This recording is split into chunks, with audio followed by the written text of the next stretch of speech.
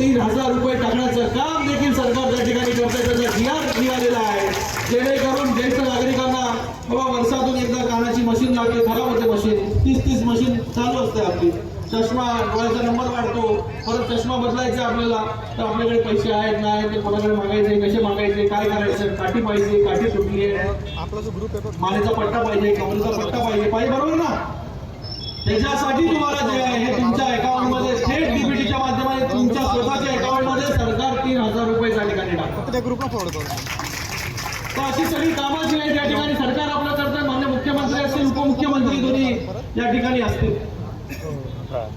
ते आपल्या सगळ्यांसाठी जे आहे दिवस रात्र त्या ठिकाणी झटताय, काम करताय.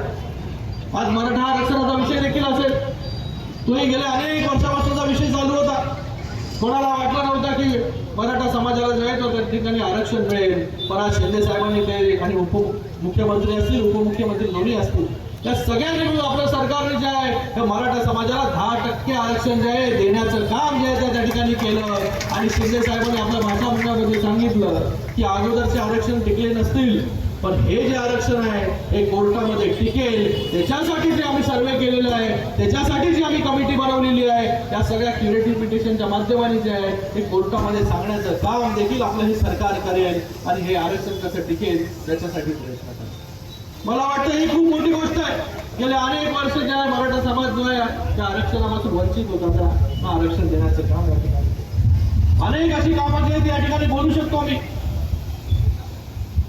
आता एवढंच सांगतो की आज या ठिकाणी कार्यालयाचं उद्घाटन झालंय. सगळ्या कार्यकर्त्यांना, पदाधिकाऱ्यांना एवढं सांगतो की आपापल्या मधले हेवे दावे जे आहेत, सगळे हेवे दावे जे आहेत हे आपण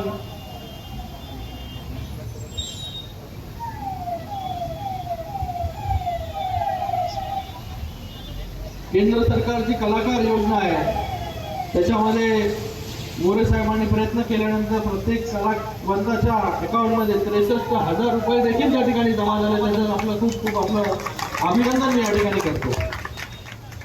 हे दूर करा, पक्षासाठी काम करा, पक्ष जो आहे हा तळागाळापर्यंत घेऊन जाण्याचं काम करा.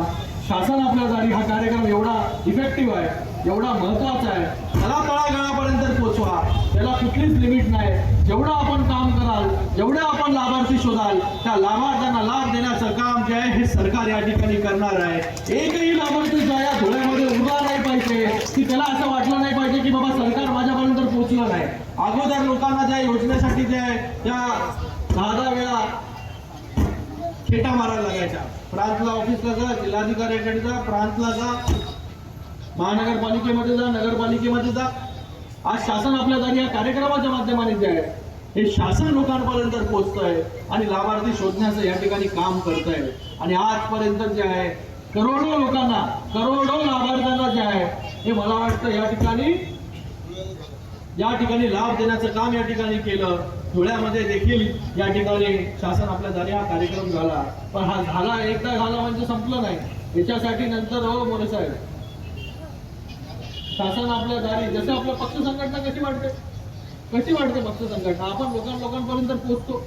पण या शासन आपल्या दारी हा कार्यक्रमाच्या माध्यमाने जर आपण पोहोचला तर आपण प्रत्येक घरामध्ये जो आहे हा शिवसैनिक त्या ठिकाणी निर्माण कराल, एवढा आशा आपल्याला मी सांगू इच्छितो या ठिकाणी की प्रत्येक घरामध्ये जर आपल्याला शिवसैनिक तयार करायचा असेल तर त्या ठिकाणी जे आहे शासन आपल्या दारीच्या माध्यमाने प्रत्येक घरामध्ये लाभार्थी आपल्याला तयार करायला पाहिजे.